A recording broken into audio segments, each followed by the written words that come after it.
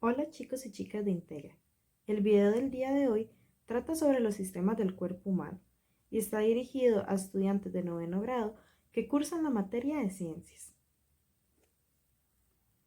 Para empezar, vamos a tocar el tema de la célula, que estos son el elemento más sencillo dentro del cuerpo humano. Se define como la unidad mínima estructural y funcional, y es la base de todos los sistemas que vamos a ver a continuación. El primer sistema se denomina el sistema digestivo. Este permite obtener los nutrientes de los alimentos descomponiéndolos en moléculas más sencillas mediante el proceso de digestión. Luego incorpora estos nutrientes al torrente sanguíneo. Este está compuesto por la boca, el esófago, el estómago, el intestino delgado, el intestino grueso y el recto. Además, el sistema digestivo tiene glándulas accesorias, que son órganos productores de sustancias que facilitan la digestión, tales como glándulas salivales, el páncreas y el hígado. El sistema urinario tiene como función filtrar la sangre y eliminar sustancias de desecho tóxicas, tales como el exceso de sales a través de la orina, así como mantener el equilibrio de los líquidos en el cuerpo. Entre sus componentes están los riñones, los uréteres, la vejiga urinaria y la uretra. Como parte de los órganos que ayudan también en el desecho de sustancias tóxicas, se encuentran los pulmones, el hígado y las glándulas sudoríparas. Aquí tenemos un diagrama de la estructura de un riñón, en el que podemos ver sus partes y sus respectivas funciones. Para empezar, un riñón siempre tiene la arteria y la vena renal.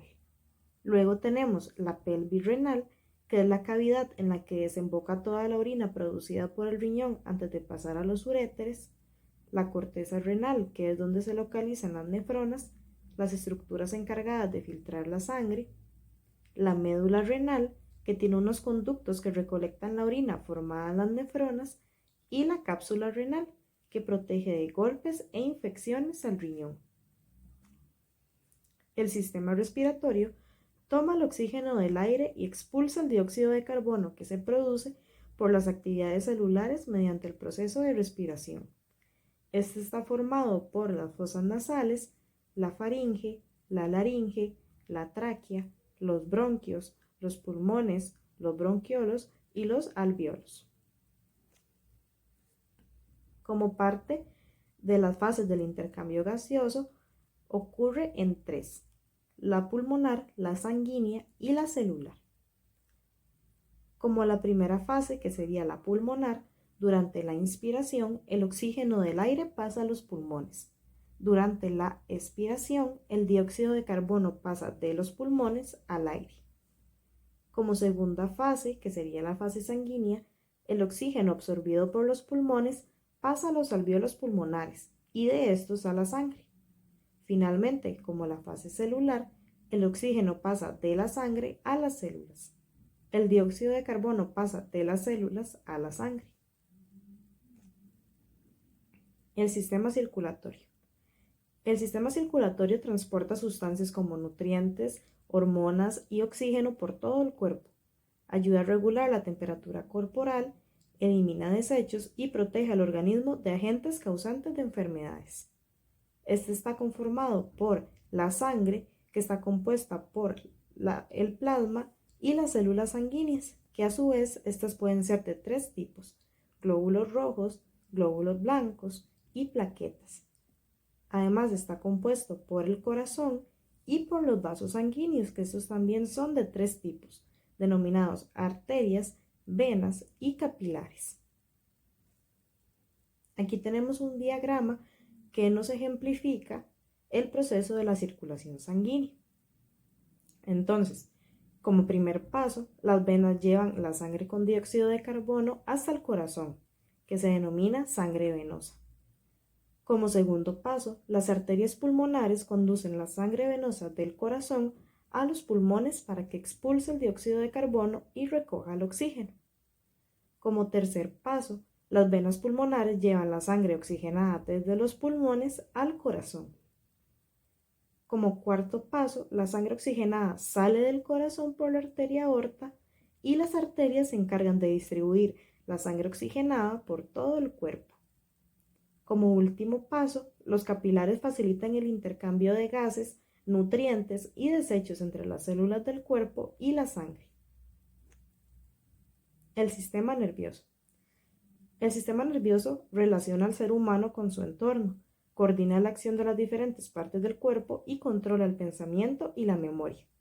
El sistema nervioso se divide en dos partes, sistema nervioso central y sistema nervioso periférico. El sistema nervioso central procesa la información que recibe el organismo y elabora las órdenes para que el cuerpo reaccione ante los estímulos. El sistema nervioso periférico, por su parte, comunica el sistema nervioso central con el resto del organismo. La porción motora del sistema nervioso periférico se divide en sistema nervioso somático, que participa en el control del músculo esquelético y de los movimientos voluntarios, y el sistema nervioso autónomo, que interviene en la producción de respuestas involuntarias. Este último se divide en dos, sistema autónomo simpático y sistema autónomo parasimpático. Aquí tenemos unas imágenes que nos ejemplifican la estructura del sistema nervioso central para que nos quede un poco más claro. Entonces, los órganos que intervienen en el sistema nervioso central, entre ellos están el cerebro, que interviene en el comportamiento, raciocinio, lenguaje y movimiento voluntario, el cerebelo, que coordina la ejecución de actividades musculares, mantiene la postura y el equilibrio, el tronco encefálico, que sería el control de actos involuntarios, interviene en los reflejos de protección como la tos y el hipo, el encéfalo, que controla las funciones generales del organismo, y la médula espinal, que conduce los impulsos nerviosos desde el cerebro o hacia él.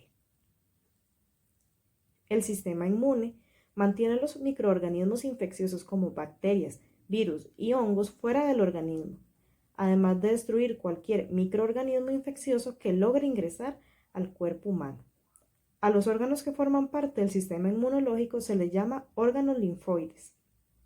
Entre ellos están los adenoides, los vasos sanguíneos, la médula ósea, los nódulos linfáticos, los vasos linfáticos, las placas de Peyer, el vaso y el timo. El sistema reproductor femenino produce los gametos femeninos denominados óvulos y alberga y protege al embrión al crear las condiciones ideales para que éste crezca y se desarrolle. El sistema reproductor femenino está compuesto por órganos genitales externos, órganos genitales internos y glándulas anexas. Parte de los órganos genitales internos son los ovarios, el útero, la vagina, las trompas de falopio y las fimbrias. Los órganos genitales externos se incluyen en una estructura denominada vulva. Esta está conformada por el pubis o el monte de Venus, el clítoris, el orificio uretral, los labios mayores y los labios menores. Finalmente, las glándulas anexas femeninas producen sustancias que facilitan la reproducción. Entre estas están las glándulas vestibulares, que son de dos tipos, mayores, que están a ambos lados del orificio vaginal, y las menores, que se ubican debajo del orificio uretral, y las glándulas mamarias. Para finalizar, el sistema reproductor masculino produce los espermatozoides y los deposita dentro del cuerpo de la mujer. Está formado por órganos genitales externos, órganos genitales internos y glándulas anexas. Los órganos genitales internos están compuestos por los conductos deferentes, la vesícula seminal, la uretra, los testículos, la glándula de Cowper, la próstata, el epidídimo y los túbulos seminíferos. Los órganos genitales externos masculinos son el pene, el escroto, el glande y el prepucio. Muchas gracias por poner atención. Aquí les dejo las referencias.